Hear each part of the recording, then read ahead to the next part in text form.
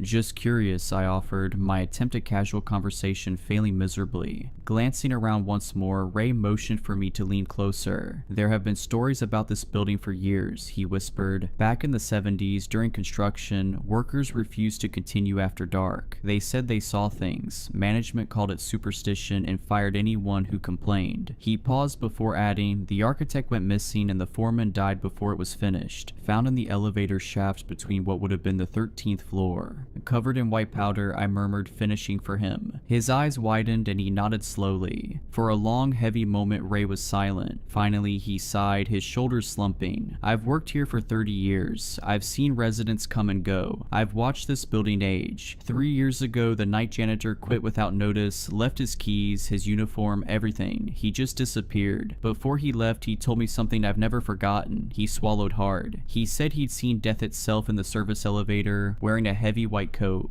A chill ran down my spine, and did you believe him? I didn't, Ray admitted. I thought he was hitting the bottle too hard, but then he trailed off, glancing toward the bank of elevators. I've seen things too, glimpses, shadows where there shouldn't be shadows. Why haven't you left? I asked quietly. Ray's expression hardened. This is my home. It has been for a long time. Whatever's happening, I'm not letting it chase me away. He straightened, returning to his professional demeanor. You should be careful. Maybe stay with family for a few days until they figure out what's going on. I nodded, though I knew no investigation would uncover the truth. What was happening defied all rational explanation. Thank you, Ray, I said, turning toward the door. I'll be careful. I briefly considered taking the day off from work, but I decided against it since I figured I could use the distraction to ignore the insanity swirling around me there. At the busy hospital, I almost forgot the horrors of the night before, but as my shift ended, the dread of returning home settled over me. I lingered for a while, making small talk with colleagues who were just starting their shifts, anything to delay the inevitable. Outside, twilight had fallen. The streets were quieter than usual, or perhaps it only seemed so to me as each echoing footstep counted down the moments until I got back to my home. Central Heights loomed ahead, its windows lit against the darkening sky. How many residents had no idea what lurked between the floors? How many came and went, oblivious to the horror stalking the hallways at night? As I approached the entrance, I noticed a small crowd gathered outside. Police tape cordoned off part of the sidewalk, and officers were speaking with some residents. An ambulance idled nearby, lights off but doors open. What's happening? I asked a pale-faced woman hovering at the edge of the crowd. The woman turned and said in a shaky tone, "Another one. Mrs. Henderson from 1214. Found her in the stairwell about an hour ago." My blood ran cold. Mrs. Henderson, the same woman Ray had mentioned who'd seen the 13th floor. My legs nearly gave way. White powder? I asked, already dreading the answer. She nodded. That's what they're saying. Just like the others, 3 deaths in 1 week. People are talking about moving out. I pushed through the crowd toward the entrance. Ray wasn't at his post, probably being questioned by the police, and the other night doorman looked visibly shaken. "Excuse me," he called as I passed. "They're advising residents to stay elsewhere tonight if possible. Building management is putting people up at the Coventry Hotel until they determine if there's an environmental hazard."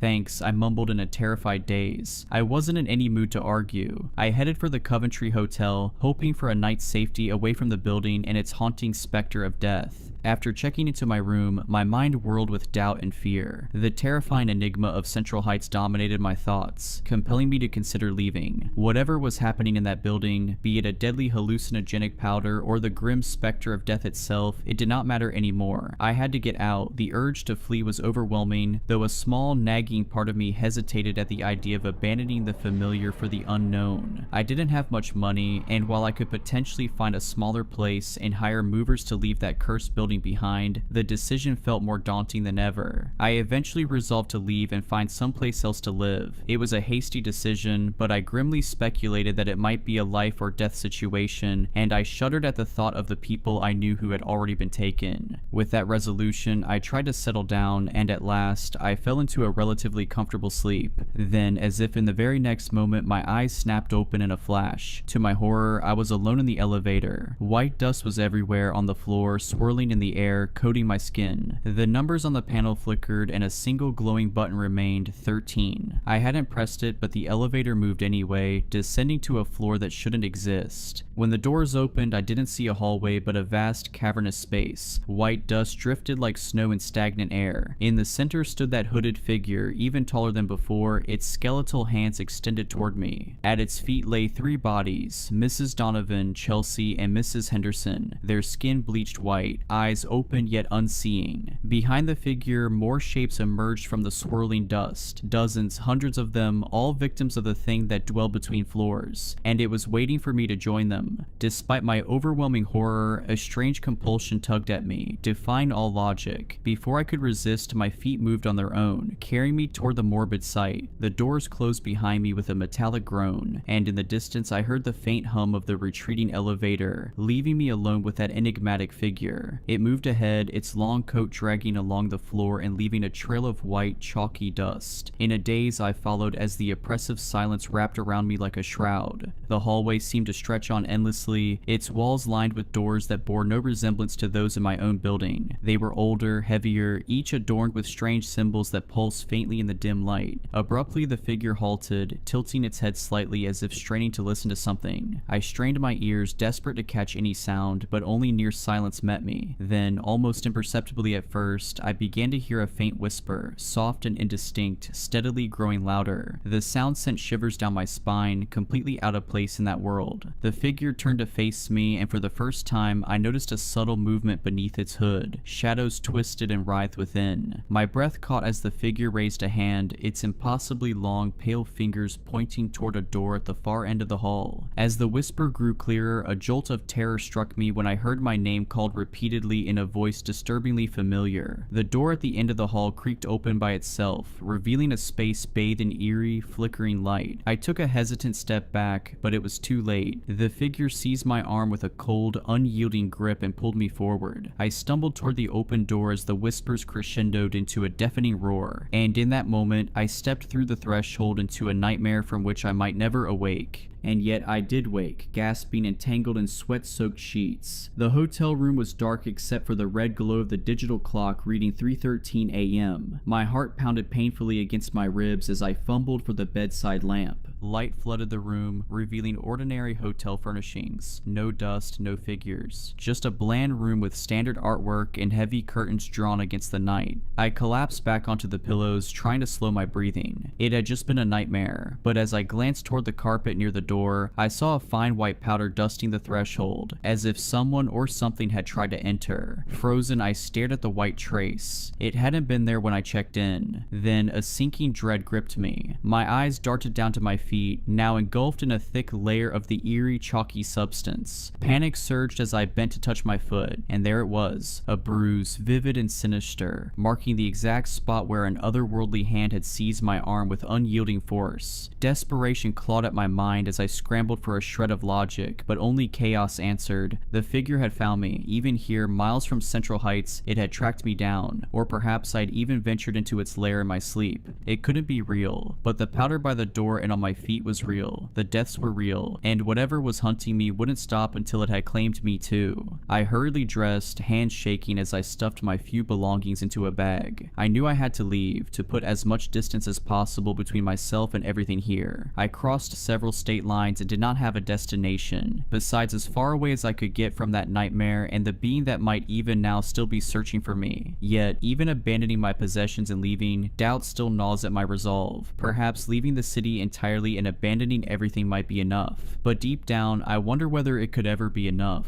I don't know if I can ever outrun the shadow of death itself that haunts the 13th floor. If you enjoyed these stories, please consider subscribing and liking this video. Let me know your thoughts of these stories in the comments below. I frequently talk to my viewers there. But anyways, I hope you were creeped out. Just kidding. Stay safe.